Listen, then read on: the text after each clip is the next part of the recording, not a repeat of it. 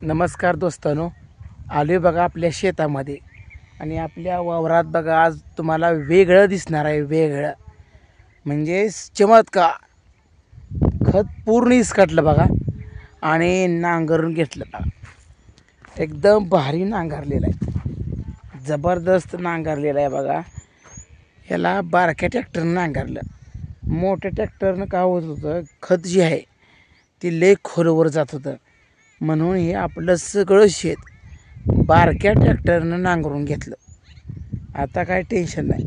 आता ही एप्रिलचा महिना, मे महिना आणि जूनचा पहिला आठवडा, एवढं 2 महिनं जर भरपूर तापलं आणि मिरगाचा पाऊस पडला रे पडला की ढेकळं फुटती. मोठा पाऊस एखादा पडला की पाळी घालून टाकायची. मस्तपैकी रान झालेलं आहे बघा. तुम्हाला दाखवतो. हे आपलं शेत एक नंबर झालेला आहे.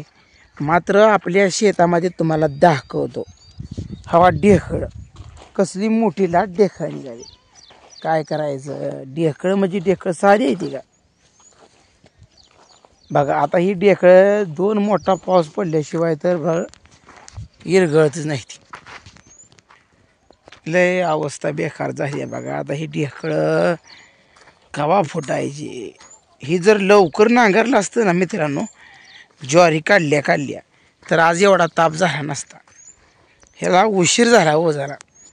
बघा म्हशी आपल्या अजून पिपरणीच्या सावलीखाली निवांत बसले द्या. मी जवळ आले तरी म्हशी उठना.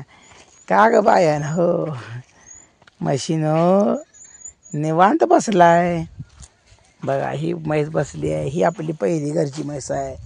निवांत बसली आहे. ही ती एक निवांत बसली, ही उठली आणि ही बसली. म्हणजे 3 म्हशी अजून बसली द्या बघा.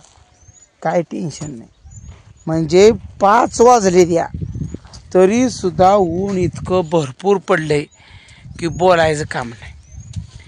पिपरणीची सावली आहे म्हणून बरं आहे, नाहीतर तुम्हाला सांगतो काय आहे सांगा बरं. पिपरण नसती तर लय अवघड कंडिशन झाली असती. म्हणून झाडं लावली पाहिजेत. झाडाशिवाय काय नाही बघा. एकदम भारी आहे बघा. कसं आहे बघा, कसलं झाड दिसते हो ही. जणू काय आपण आसामला गुवाहाटीला फिरायला गेल्यासारखं वाटायला लागलं बघा. कसलं आहे ही एकदम झाडं बघा. ही जुन्या काळातली पिपरण आहे हो, तरी याला 40 वर्ष झालीत बघा. पिपरण ही चांगली आहे बघा, एकदम मस्तपैकी आहे. सावली आहे. घरी फक्त चिलारी खाली 2-3 रेडकं आणि एक म्हैस बसते. बाकी 4 म्हशी दुधाच्या ह्या सावलीला बांधतो आणि एकदम मस्तपैकी बसते. नाद करायचं नाही. आणि ह्या म्हशीला अजून येसन घातलीच नाही बघा. म्हैस विली तरी याला येसन घातली नाही, घालायचे. कारण काही मूर्खीला नुसती म्हैस ऐकत नाही. कशी म्हशी इथं बघा. नाद करायचा नाही. ही बघा कसं आहे, एकदम भारी दिसतंय टकाटक. गावाकडचं जीवन हे एकदम भारी असतं राव.